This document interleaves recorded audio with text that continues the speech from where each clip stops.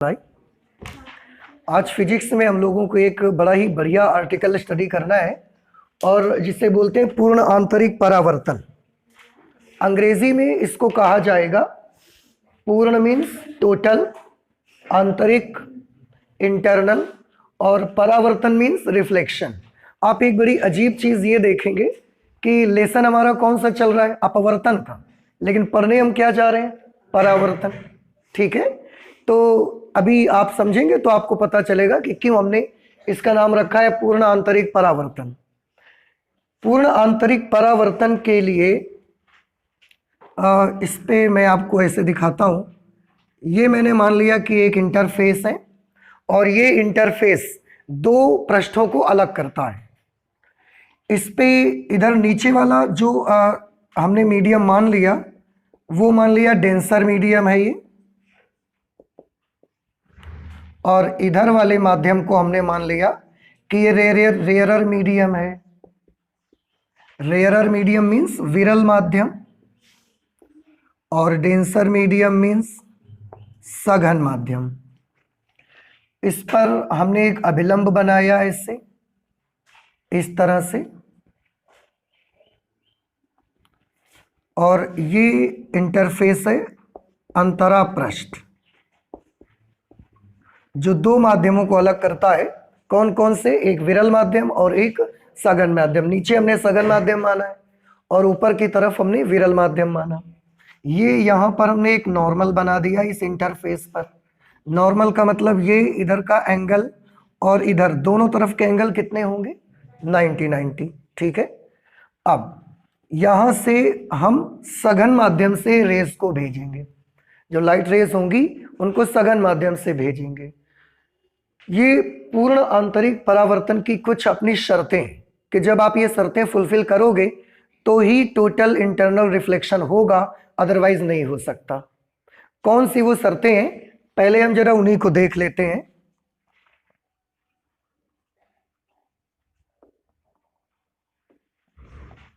Conditions for total internal reflection.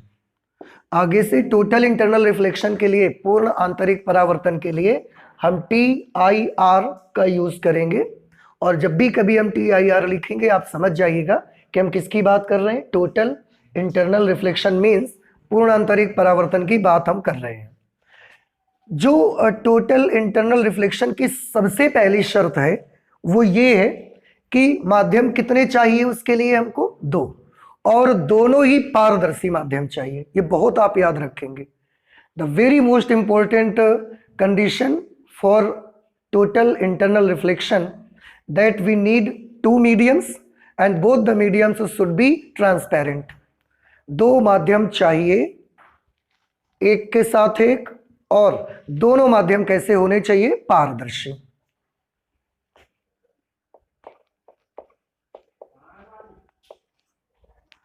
दो माध्यम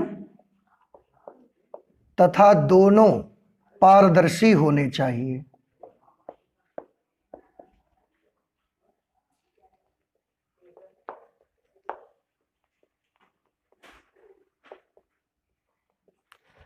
दो माध्यम चाहिए और दोनों ही पारदर्शी हो। ऐसा नहीं हो सकता कि एक आपने पारदर्शी रख लिया, एक में से लाइट चली जाए, और दूसरा ऐसा रख लिया जिसमें से लाइट नहीं जा रही है। लकड़ी रख लिया आपने, प्लास्टिक रख दिया, लोहा रख दिया, ऐसा नहीं चाहिए। दो के दोनों माध्यम आपके कैसे चाहिए, हमको ट्रांसपेरेंट मीडियम चाहिए। सेकंड कंडीशन ये है कि प्रकाश किरण को सघन माध्यम से विरल माध्यम में ही जाना चाहिए।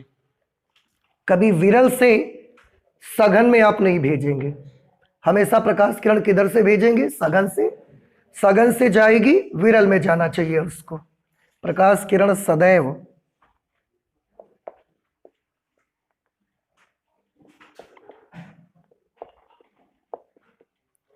प्रकाश किरण सदैव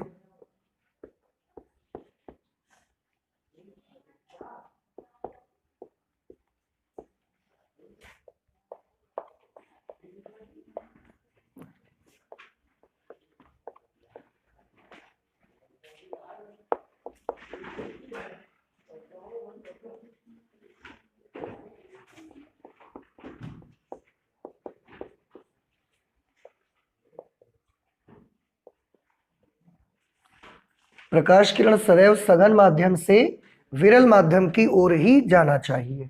ठीक है। थर्ड एक कंडीशन है, इसमें आप एक एंगल पढ़ेंगे आपतन कोण में। जब हम किरण को सघन माध्यम से विरल माध्यम की ओर भेजेंगे तो सघन माध्यम में एक आपतन कोण आएगा, विशेष स्पेशल इंसिडेंस एंगल आएगा, जिसका नाम हम रखेंगे क्रांतिक कोण।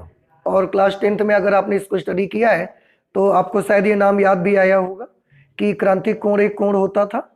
तो सघन माध्यम में जो आपतन कोण होना चाहिए वो क्रांतिक कोण से बड़ा होना चाहिए। अभी आप देखेंगे तो पता लग जाएगा। कंडीशन है तो इसलिए मैं नोट कर देता हूं उसको पहले।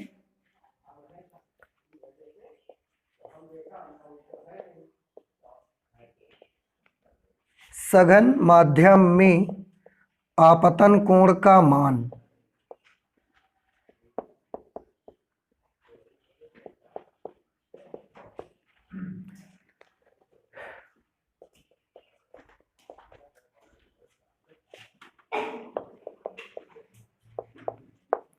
क्रांतिक कोण से अधिक होना चाहिए।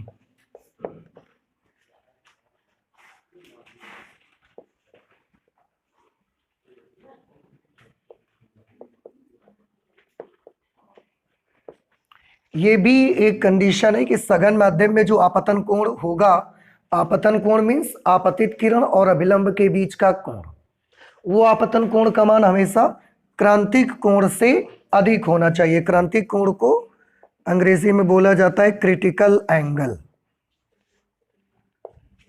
और आप देखेंगे अभी हम इसको करेंगे कि क्रिटिकल एंगल को हम एक सिंबल देते हैं कैपिटल C, उससे इसको रिप्रेजेंट करते हैं।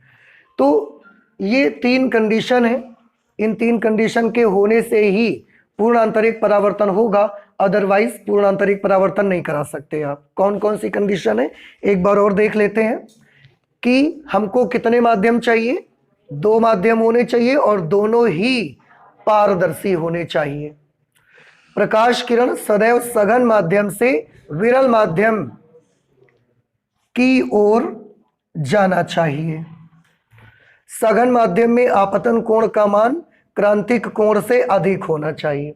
ये तीन शर्तें होने से आपका पूर्ण आंतरिक परावर्तन होगा, नहीं तो नहीं होगा।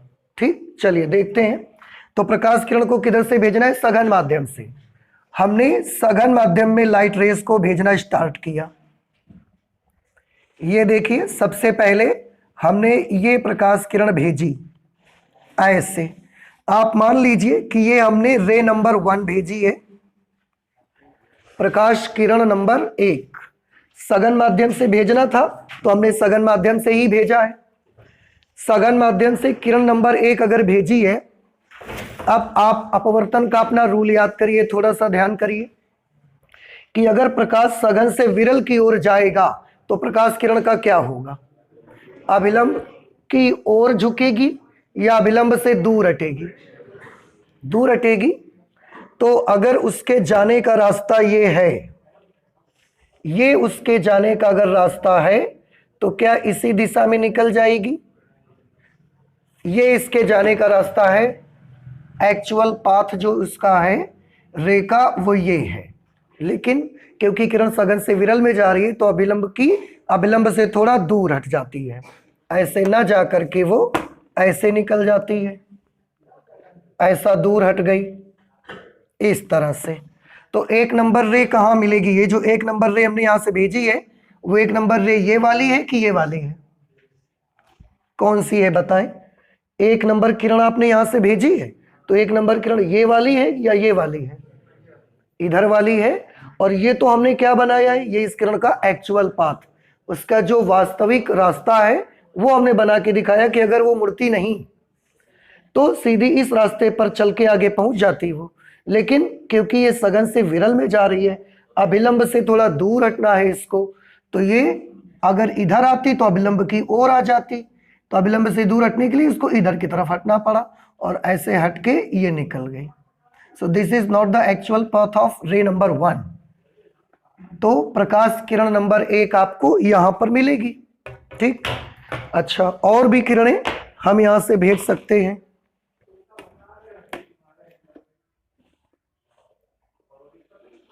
एक किरण हम ऐसे डाल सकते हैं। ऐसे कर करके हम अलग अलग आपतन कोण बढ़ा बढ़ा करके ये प्रकाश किरणों को यहां से भेजेंगे इस तरह से। इसके बाद जो दूसरी प्रकाश किरण हमने यहां से भेजी, वो दूसरी प्रकाश किरण ये भेजी।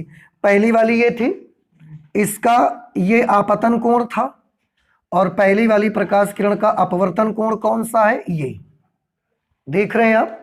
अभिलंब और अपवर्तित किरण के बीच बनने वाले कोण को अपवर्तन कोण बोलते हैं कि नहीं बोलते, और आपतित किरण तथा अभिलंब के बीच बनने वाले कोण को आपतन कोण। तो ये इसका आपतन कोण था छोटा सा, और ये इसका अपवर्तन कोण। अब आप देख सकते हैं जो आपतन कोण होगा वो हमेशा अपवर्तन कोण से छोटा ही रहेगा।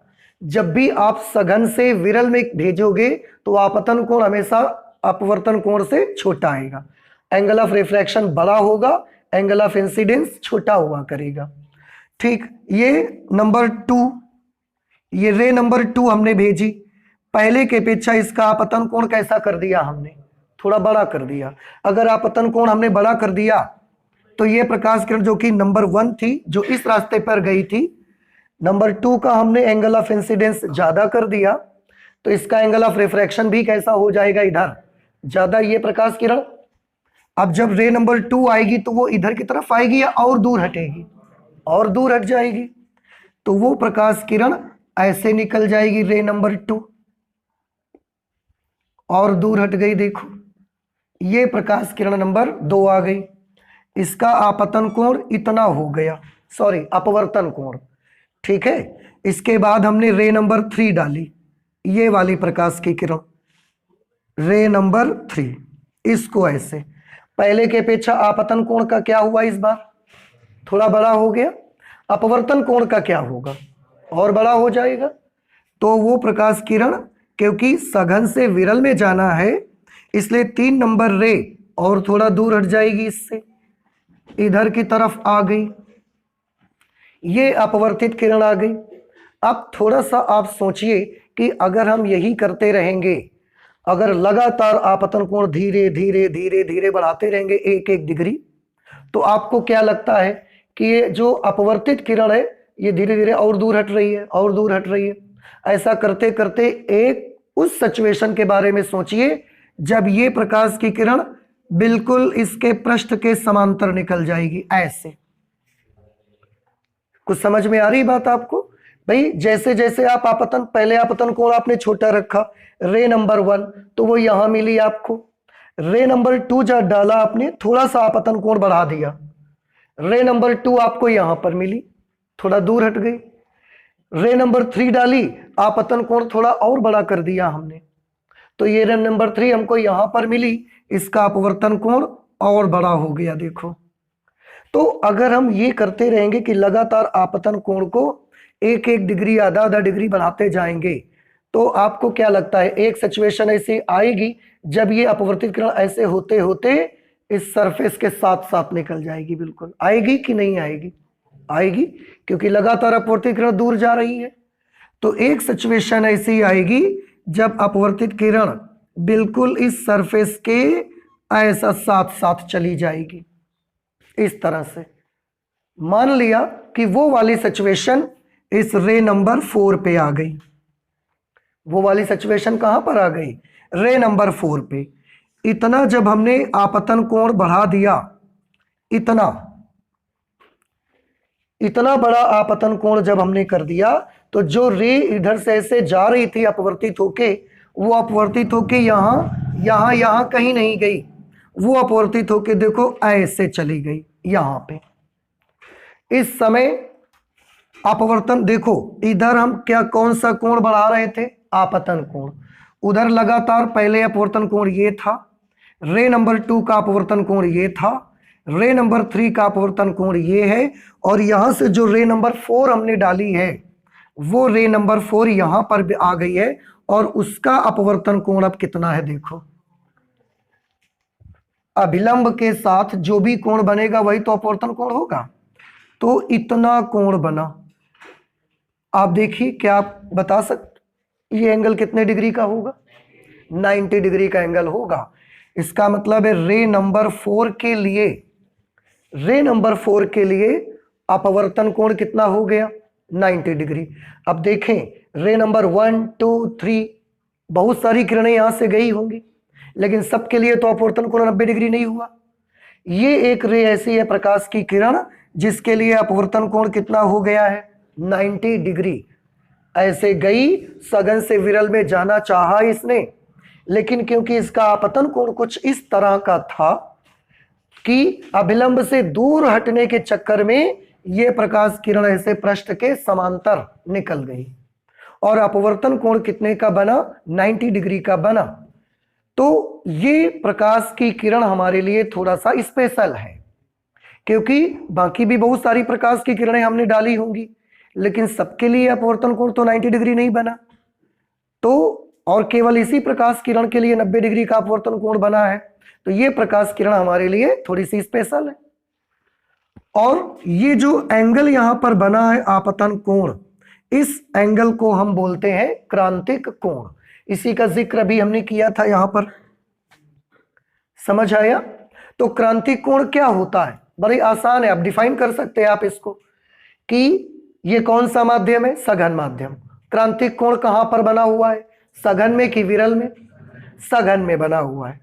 कि सघन माध्यम में वह आपतन कोण, सघन माध्यम में प्रकाश किरण का वो वाला आपतन कोण जिसके लिए विरल माध्यम में अपवर्तन कोण कितने डिग्री का हो जाता है? 90 डिग्री का क्रांतिक कोण कहलाता है। नहीं समझ में आई? फिर से आप देखें, क्या बता सकते हैं ये कौन सी किरण बोली जाएगी? इसको आपतित किरण। ये वाली आपतित किरण, और ये क्या है? अभिलंब। अभिलंब के साथ जो कोण बन रहा है ये आपतन कोण है, लेकिन ये ऐसा आपतन कोण है जिसके लिए विरल माध्यम की किरण कहां निकल गई है? पृष्ठ के समांतर, साथ साथ बिल्कुल। अपवर्तन कोण कितना हो चुका है? 90 डिग्री। तो सघन माध्यम में वो वाला आपतन कोण जिस आपतन कोण के लिए विरल माध्यम में बनने वाला अपवर्तन कोण 90 डिग्री का होता है, क्रांतिक कोण कहलाता है। नहीं समझ में आई? और इसे हम कैपिटल सी से प्रदर्शित करते हैं।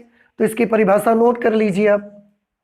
सघन माध्यम में वह आपतन कोण जिसके लिए विरल माध्यम में अपवर्तन कोण 90 डिग्री का हो जाता है, उस माध्यम युग्म के लिए क्रांतिक कोण कहलाता है। ठीक है, ये क्रांतिक कोण की डेफिनेशन हुई। या आप सीधे लिख सकते हैं 90 डिग्री का हो जाता है, क्रांतिक कोण कहलाता है। ठीक है, इसे सी से प्रदर्शित करते हैं, कैपिटल सी।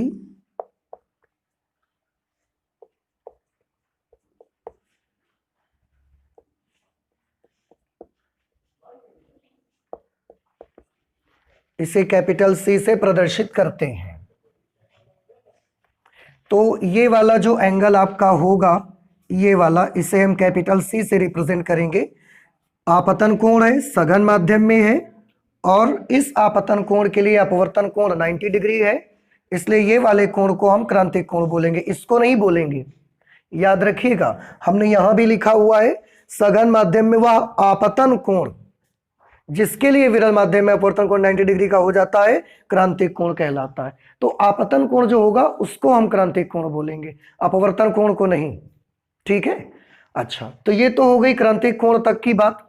अब थोड़ा सा और सोचिए, आपने अभी ये रे नंबर 4 इतने एंगल पर डाली हुई है, तो ये प्रकाश की किरण यहां से अपवर्तन के बाद ऐसा माध्यम के सरफेस के साथ साथ चली गई। अगर हम ये आपतन कोण थोड़ा सा और बड़ा कर दें, जैसे जैसे बड़ा कर रहे थे किरण अभिलंब से दूर हट रही थी, 4 नंबर वाली ऐसे आ चुकी है। अगर हम इस प्रकाश किरण को थोड़ा और बड़े आपतन कोण से डालें, ऐसे, अब आप बताइए क्या होगा? ये हमने रे नंबर 5 बना दी, तो प्रकाश किरण 5 अब क्या होगा? ये कहां जाएगी?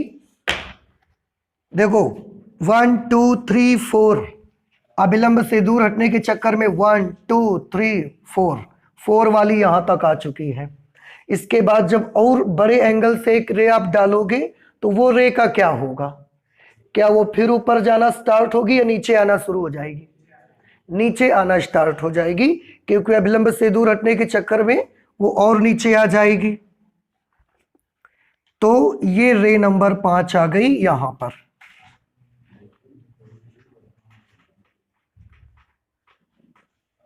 ये रे नंबर 5 इधर की तरफ आ गई।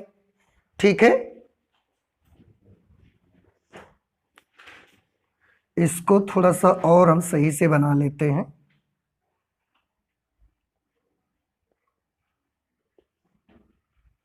ये रे नंबर 5 आ गई। तो जैसे ही क्रांति कोण से हमने बड़ा कोण किया, आप देखिए प्रकाश किरण का क्या हुआ, ऐसे चली आई। अब गौर से देखिएगा, अपवर्तन किसको बोलते हैं? जब प्रकाश किरण एक माध्यम से दूसरे माध्यम में जाती है तो उसकी चाल बदल जाती है और उसकी वजह से उसकी दिशा भी बदल सकती है। तो अपवर्तन के लिए क्या जरूरी है? आंसर है अपवर्तन के लिए प्रकाश किरण का माध्यम बदलना जरूरी है। एक माध्यम से दूसरे माध्यम में जाना चाहिए उसको। अब आप ये मुझे बताएं, ये जो 5 नंबर रे आपने यहां से भेजी है ये 5 नंबर रे यहां से भेजी और ये ऐसे आ गई, कौन से माध्यम से ये जा रही थी? देख के बताओ। सघन से जा रही थी। और कौन से माध्यम में निकली जा करके? सघन में ही निकली। तो हमने जिस माध्यम से भेजा उसी माध्यम में वापस आ गई। इस बार प्रकाश किरण का तो माध्यम बदला ही नहीं। अगर प्रकाश किरण का माध्यम नहीं बदला तो क्या अपवर्तन हो सकता है?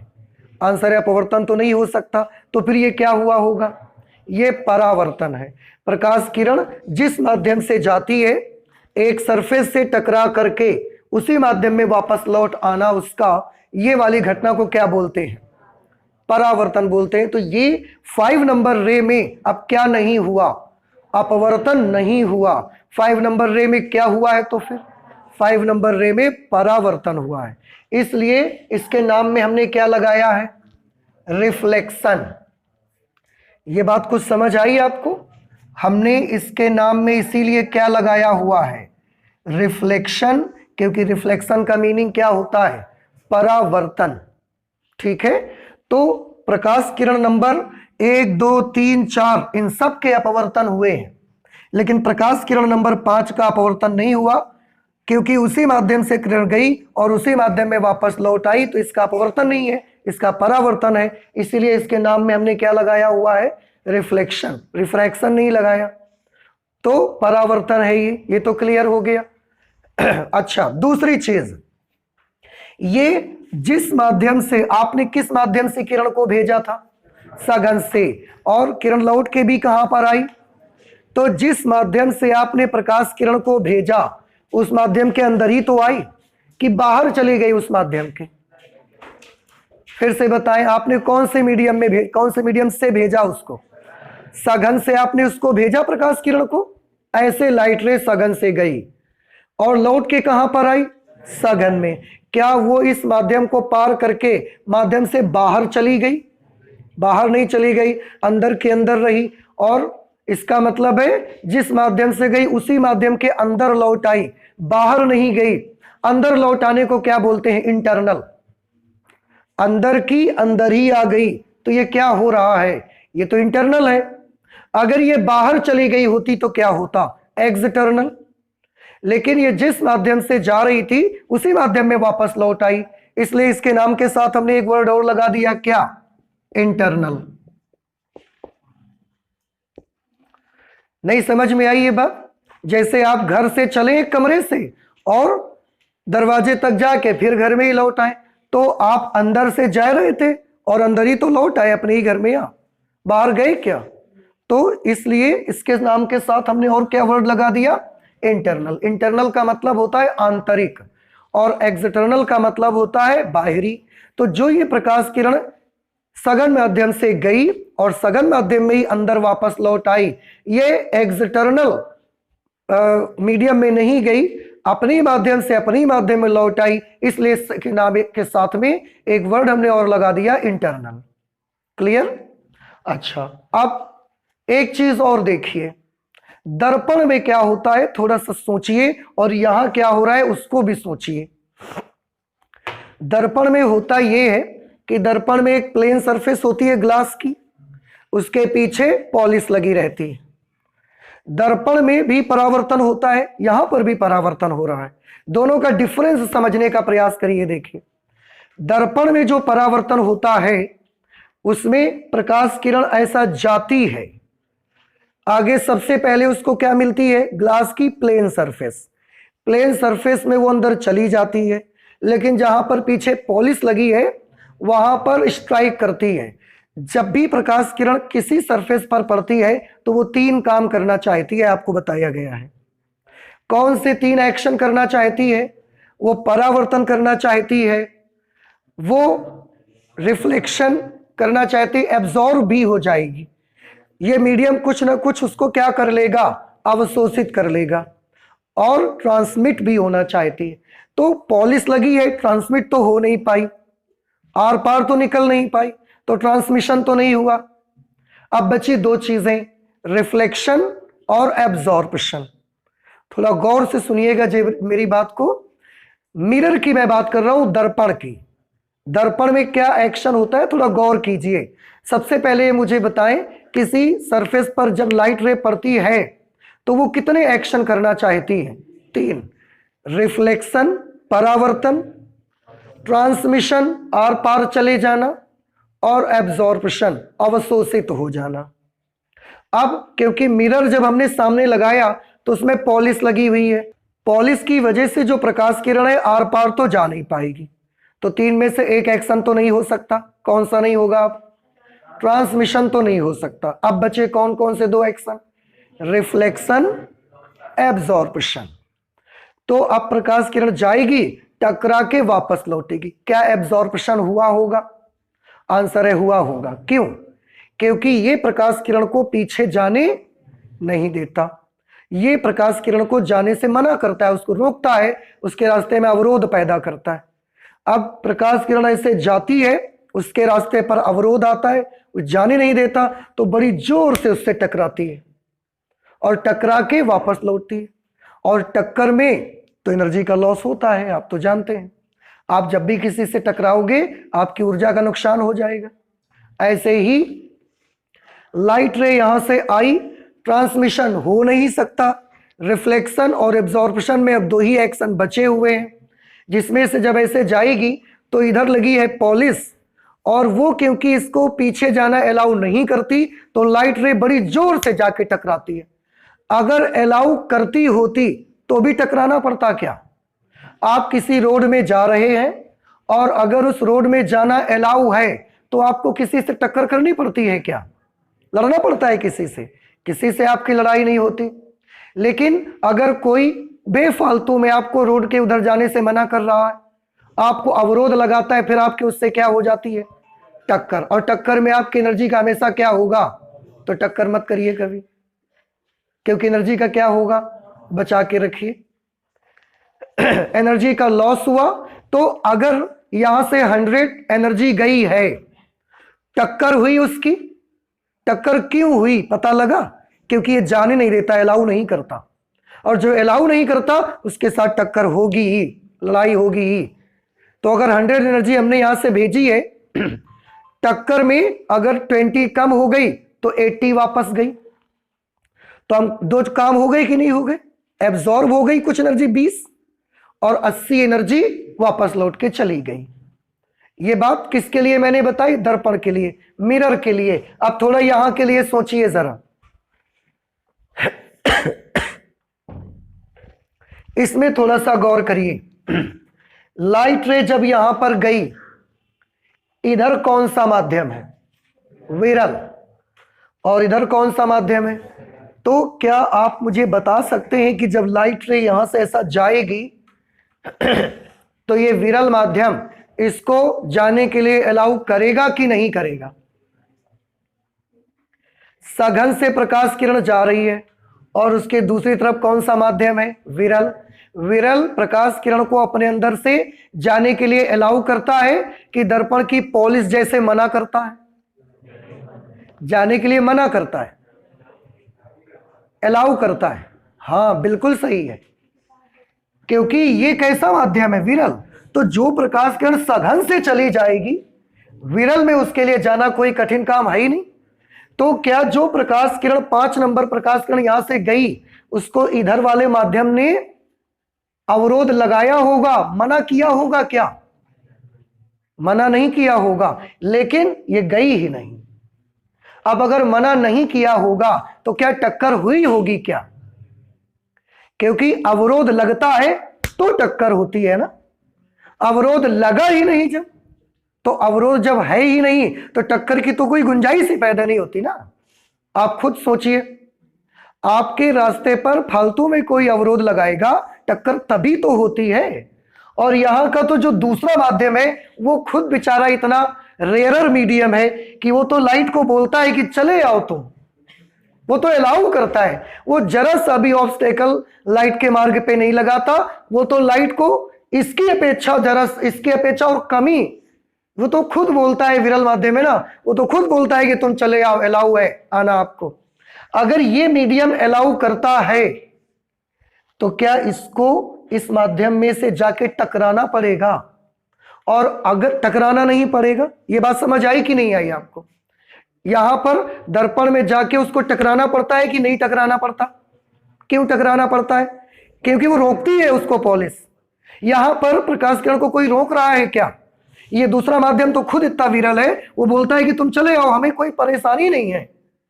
पर अगर इसको अवरोध नहीं लगाता, इसका मतलब ये प्रकाश किरण जो गई होगी, क्या टक्कर करनी पड़ी होगी? इसको टक्कर नहीं करनी पड़ी होगी। एनर्जी का लॉस कब होता है?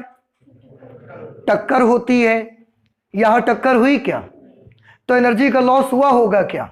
इसका मतलब क्या? दर्पण में क्या हुआ था? हमने 100 एनर्जी भेजी, अवरोध लगा, इसलिए एक प्रकाश को टक्कर करना पड़ा, उसकी 20 एनर्जी लॉस हो गई, 80 वापस गई। अब इस पे सोचिए, इसमें हमने यहां से 100 एनर्जी भेजी, इसने मना किया तो टक्कर हुई होगी? नहीं टक्कर हुई होगी। और टक्कर नहीं हुई तो एनर्जी का लॉस नहीं हुआ होगा, इसलिए वो एनर्जी ऐसे वापस लौट गई। वो अपने मने से नहीं गई तो कोई क्या करे, अपने आप से ही नहीं गई, किसी ने मना किया ही नहीं उसको। वो तो मीडियम खुद बोलता है कि तुम चले जाओ, हमें तो कोई परेशानी नहीं है। एनर्जी लॉस नहीं हुई। तो अब बताएं, अगर 100 एनर्जी यहां से भेजेंगे, टक्कर हुई नहीं है, लॉस हुआ नहीं है, तो वापस कितनी जाएगी? 100। तो जितनी आपने भेजी पूरी की पूरी वापस हुई कि नहीं हुई? और पूरी के लिए अंग्रेजी में क्या शब्द है? टोटल। तो हमने इसके साथ में एक और वर्ड लगा दिया, टोटल।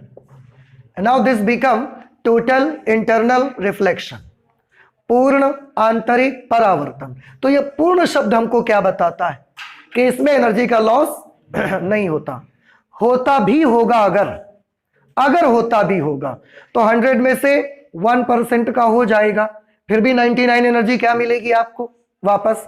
और 100 में से 99 का मिलना हमारी तो लगभग पूरी पूरी है ना। एक आध का कम हो भी जाएगा तो क्या फर्क पड़ता है हमको? सोचिए थोड़ा सा।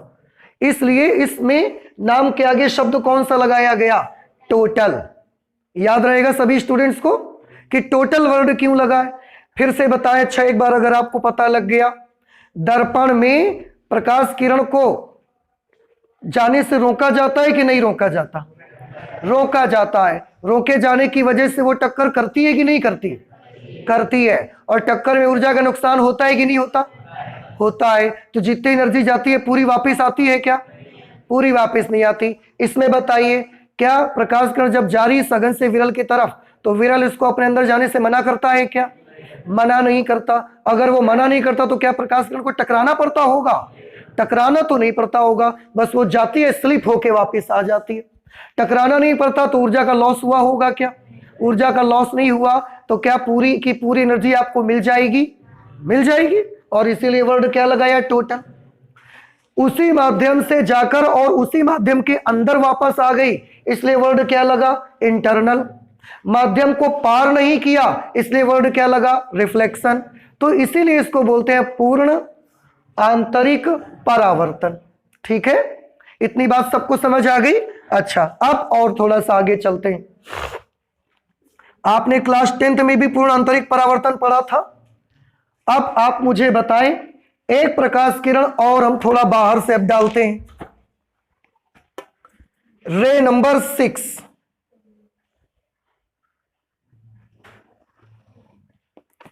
ये हमने रे नंबर 6 डाल दी यहां से, ठीक है।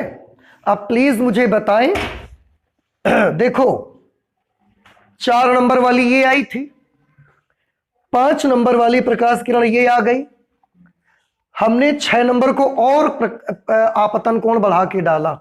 अब 6 नंबर वाली कहां पर आनी चाहिए, इसके और इधर या इसके ऊपर,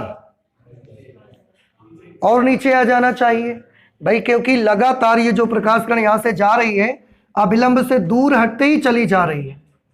5 नंबर वाली अगर लाइट रे यहां पर आई है तो 6 नंबर वाली लाइट रे को हम यहां पर बनाएं,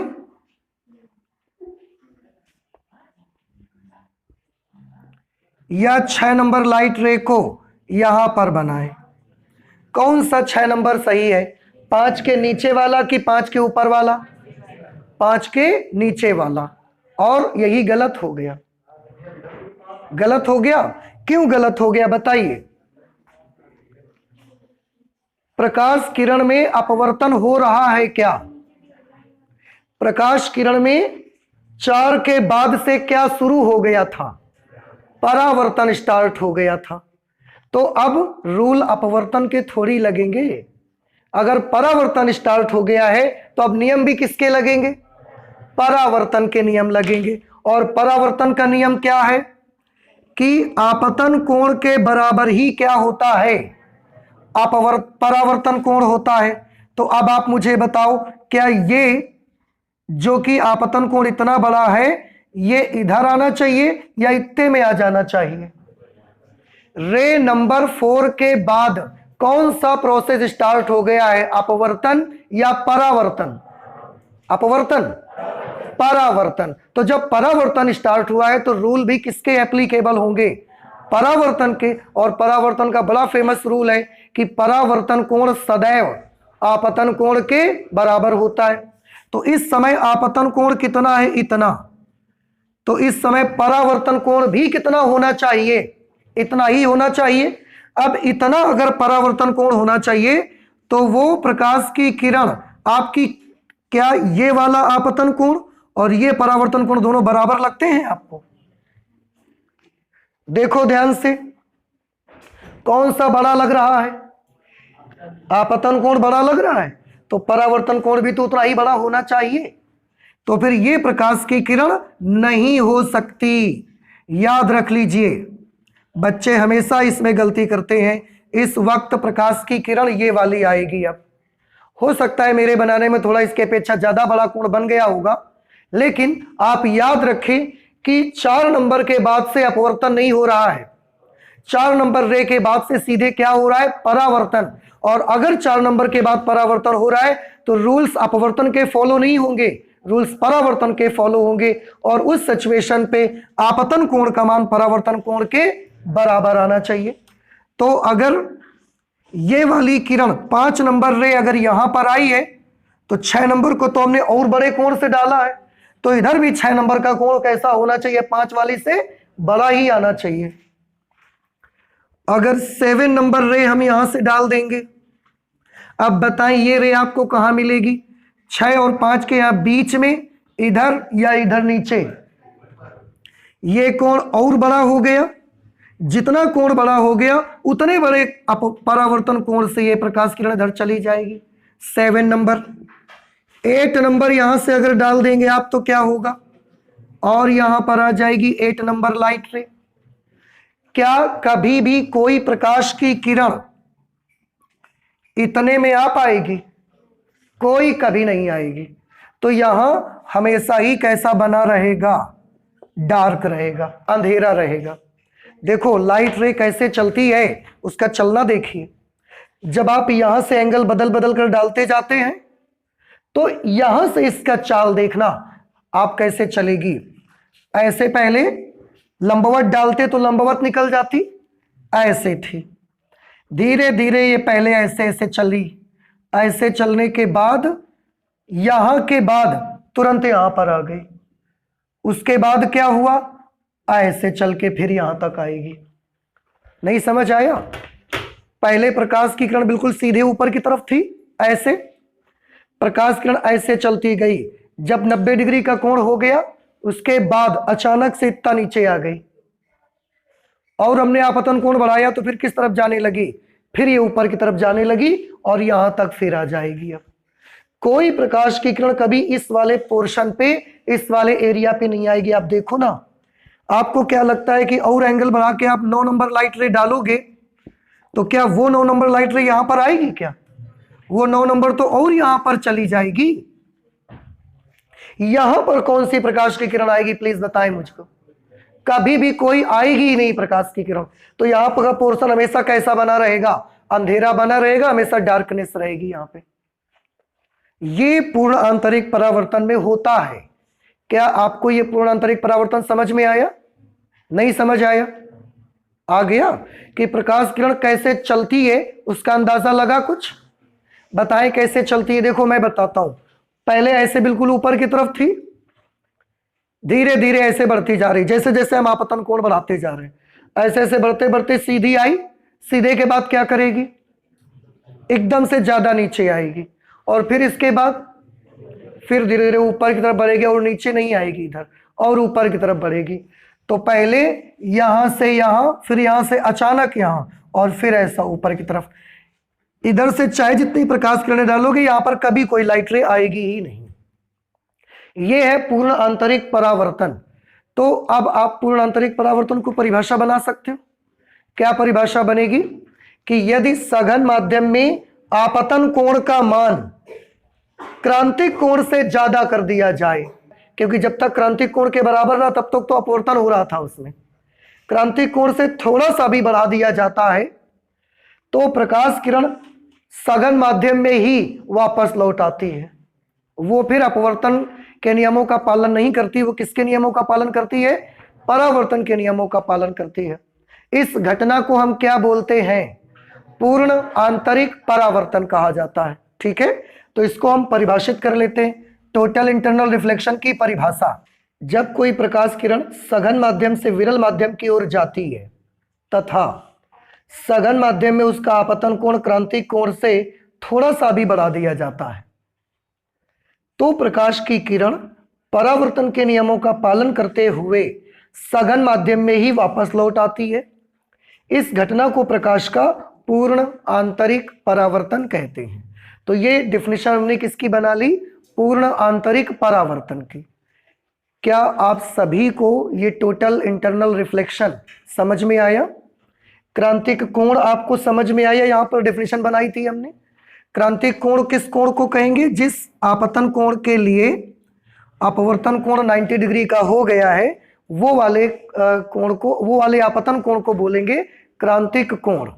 ठीक है, और ये है आपका टोटल इंटरनल रिफ्लेक्शन। किरणें कहां जाएंगी, कहां नहीं जाएंगी, क्यों इसका नाम टोटल इंटरनल रिफ्लेक्शन बनाया गया है, ये सारी चीजों को डिस्कस हमने किया।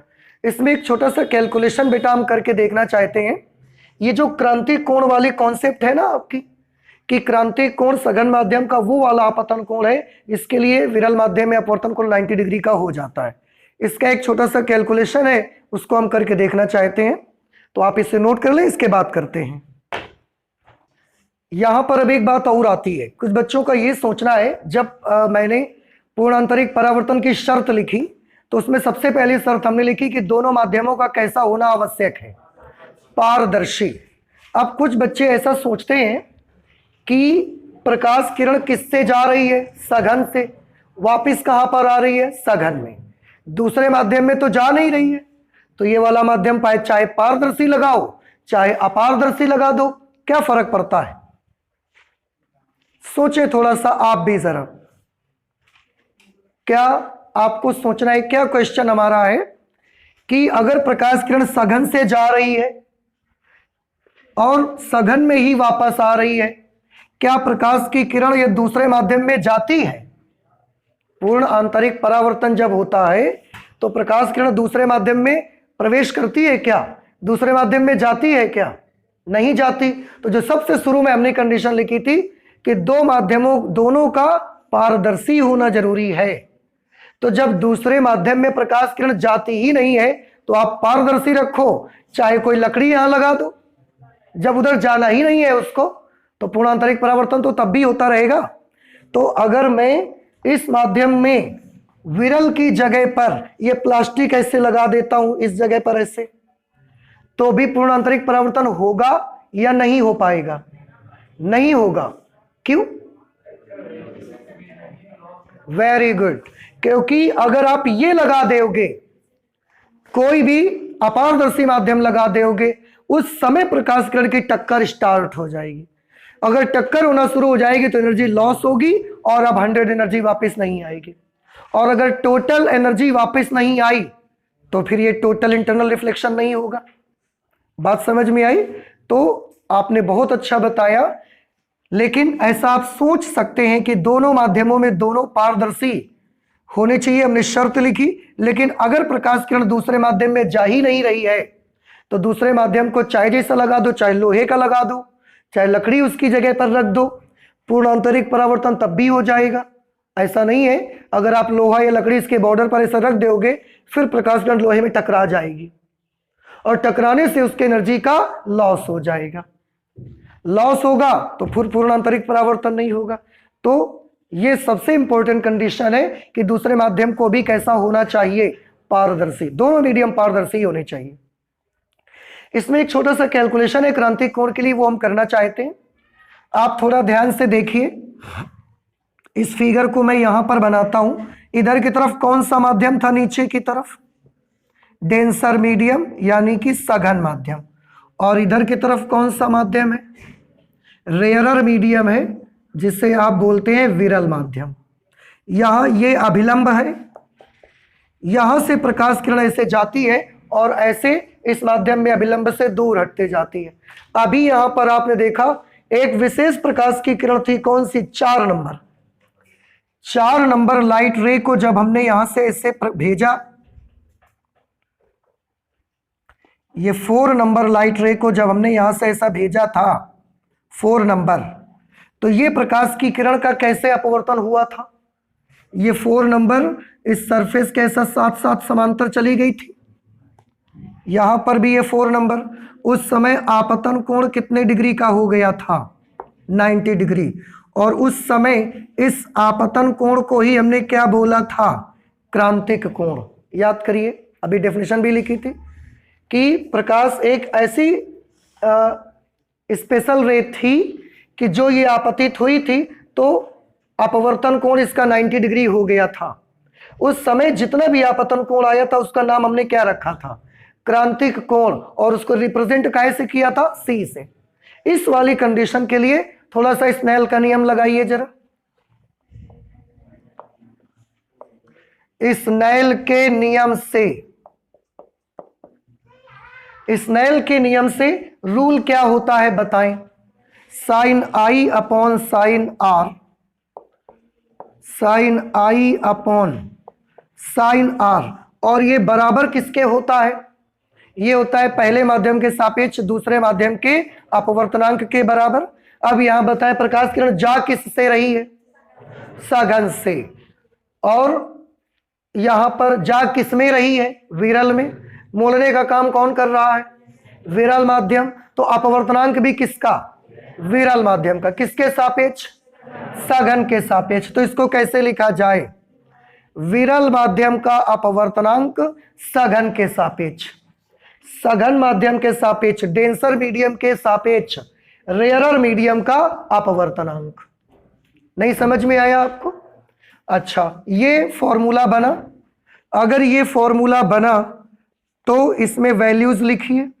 साइन आई की जगह पर sine c, and in place of sine r we have to put 90 degree because r is equal to 90 degree. Then mu r d will become sine c because sine 90 is 1। ठीक है, तो mu r d की value कितनी आ गई? Sine c. क्या है mu r D? सघन माध्यम के सापेक्ष विरल माध्यम का अपवर्तनांक। लेकिन अगर हम इसको ऐसा बनाएं, म्यू डी आर विरल माध्यम के सापेक्ष सघन माध्यम का अपवर्तनांक, तो आपको क्या करना पड़ेगा, 1/μRD करना पड़ेगा आपको। उत्क्रमणीयता का सिद्धांत याद आया आपको? अच्छा, उस वक्त μdr की वैल्यू कितनी बन जाएगी, 1/sin c। उस वक्त μdr की वैल्यू और क्या हो जाएगी, 1/sin c in trigonometry you know that it is cosec c। बात समझ में आई? तो बताएं, अपवर्तनांक का फॉर्मूला sin c होता है या अपवर्तनांक का फॉर्मूला cosec c होता है? क्रांतिक कोण के लिए आपने ये रिलेशन पढ़ा हुआ है, तो फॉर्मूला sin c वाला सही है या cosec c वाला सही है? sin c वाला सही है, cosec c वाला? आंसर है दोनों सही है। दोनों सही है तो कैसे सही है, तो जब विरल के सापेक्ष सघन का लेना तो cosec c लेना, और अगर सघन के सापेक्ष विरल का लेना, अधिकतर क्या होता है कि स्टूडेंट्स को अपवर्तनांक बराबर फॉर्मूला क्या बता दिया जाता है, 1/sin c या cosec c। तो स्टूडेंट्स के मन में ये दिमाग में बस जाता है बिल्कुल कि क्रांतिक कोण का जो रिलेशन होता है वो म्यू बराबर cosec c ही होता है, sin c हो ही नहीं सकता। ऐसा नहीं है, जब आप सघन के सापेक्ष विरल का निकालोगे तो sin c, लेकिन अगर विरल के सापेक्ष सघन का निकालोगे तो cosec c होगा। ठीक है, अब अगर विरल माध्यम एयर है, यहां पर वायु है, तो वायु के सापेक्ष सघन माध्यम का अपवर्तनांक cosec c आ जाएगा। और अधिकतर हम सघन माध्यम के अपवर्तनांक में ही इंटरेस्टेड रहते हैं, इसलिए अधिकतर ये वाला फॉर्मूला ही हम यूज करते हैं।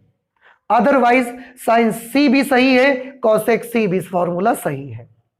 ठीक है, एक चीज और इस वाले फॉर्मूले से गौर करिए जरा,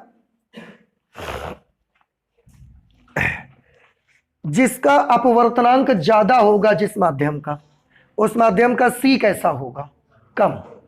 sin c के विलोमानुपात में है ना अपवर्तनांक, तो जिस माध्यम का अपवर्तनांक ज्यादा होगा उसका क्रांतिक कोण कैसा होगा, कम होगा।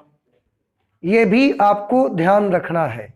क्रांतिक कोण कम होगा का मतलब क्या है, क्रांतिक कोण कम होने का मतलब यह है कि जैसे हमने ये दो माध्यम लिए, इस पर हम 1-1 डिग्री पे किरणें डालते हैं, 1-1 डिग्री कोण पर। हमने देखा कि जब इसमें हम किरण को डालते हैं 24 डिग्री तक, तो 24 डिग्री में ही इतने में को आ जाता है 90 डिग्री इसका। और एक दूसरा वाला है जिसको जब हम 41 डिग्री पर डालते हैं जाकर के, तो वो ऐसा आता है 90 डिग्री। बात समझ में आई? एक माध्यम ऐसा है 24 डिग्री पर प्रकाश किरण भेजो, अपवर्तन कोण 90 कर देगा उसका वो। एक माध्यम ऐसा है कि जब 41 डिग्री पर भेजोगे तो वो अपवर्तन कोण 90 डिग्री करेगा। बताएं किसका अपवर्तनांक ज्यादा है और किसका अपवर्तनांक कम है? 24 डिग्री वाले का अपवर्तनांक ज्यादा है, क्योंकि अगर अपवर्तन कोण 90 डिग्री है तो दोनों के ही ये क्या, क्रांतिक कोण ही दोनों के हैं। ये वाला 24 डिग्री में ही 90 डिग्री कर देता है और ये 41 में 90 कर रहा है। इसका क्रांतिक कोण कम है और जिसका क्रांतिक कोण कम होता है उसका अपवर्तनांक ज्यादा होता है, तो इसका अपवर्तनांक ज्यादा है। एक बात समझ में आई? दूसरी चीज, प्रकाश किरण को मोड़ेगा कौन ज्यादा? किसने ज्यादा मोड़ा? पहले वाले ने ज्यादा मोड़ा। इसको 24 हमने दिया, कितना 90 बना दिया इस 24 को, और इसने 41 को 90 बनाया है, तो किसने ज्यादा मोड़ा होगा? पहले वाले ने ज्यादा मोड़ा। उससे भी पता लगता है कि इसका अपवर्तनांक कैसा होगा, ज्यादा होगा ऑब्वियसली। नहीं समझ में आया भाई? इसको हमने केवल 24 तो दिया ये, और इसने इसको 24 को कितना कर दिया, 90 कर दिया। कितना मोड़ा? 66 मोड़ा ना इसने।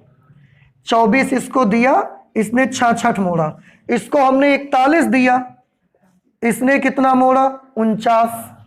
तो इसने 66 डिग्री घुमा दिया इसे, और इसने कितना घुमाया, सिर्फ 49। तो ये ज्यादा मोड़ रहा है देखो, इसलिए भी अपवर्तनांक इसका कैसा होगा, ज्यादा। तो ये बाद वाले रिलेशन एक बार और देख लेते हैं।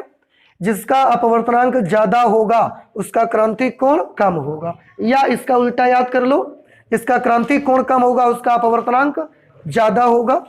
एक माध्यम में 24 डिग्री को 90 बनाता है, एक 41 को 90 बनाता है, तो जाहिर सी बात है कि इसका क्रांतिक कोण कम है, इसलिए इस माध्यम का अपवर्तनांक कैसा होगा, ज्यादा, और इस माध्यम का अपवर्तनांक कैसा होगा, कम होगा। ठीक है। मोड़ा किसने ज्यादा, इसने ज्यादा मोड़ा, इसने 24 को 90 बनाया है और इसने तो सिर्फ 41 को 90 बनाया है। तो जिसने 24 को 90 बनाया है उसने 66 डिग्री मोड़ा है, और जिसने 41 को 90 बनाया उसको सिर्फ 49 मोड़ना पड़ा है। ठीक है। अब इन्हीं सबके सोचते हुए देखते हुए टोटल इंटरनल रिफ्लेक्शन के भी हमको कुछ फिनोमिनास पढ़ने को मिलते हैं। जैसे कांच की अपेक्षा हीरा चमकदार क्यों दिखाई देता है। एक आप पढ़ेंगे मिराज भी इसमें आता है, मिराज जिसको आप बोलते हैं हिंदी में मरीचिका, वो भी पूर्ण आंतरिक परावर्तन में आएगी। एक और आता है जिसको हम बोलते हैं ऑप्टिकल फाइबर, प्रकाशिक तंतु के नाम से आपने इसको सीखा होगा। अब ये टोटल इंटरनल रिफ्लेक्शन पर बेस्ड फिनोमिना है, तो इनको हम लोग स्टडी करेंगे, लेकिन अब नेक्स्ट क्लास पे करते हैं। ठीक है, तो आज इतना ही रखते हैं, चलते हैं, मिलते हैं नेक्स्ट क्लास पे। Thank you.